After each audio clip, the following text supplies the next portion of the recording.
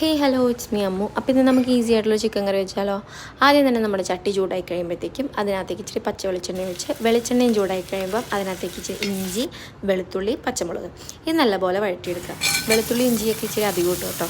അത് കഴിഞ്ഞ് കുറച്ചധികം സവാള ഇട്ട് അതിനാവശ്യത്തിന് ഉപ്പും ഇട്ട് നല്ലപോലെ വഴറ്റിയെടുക്കുക.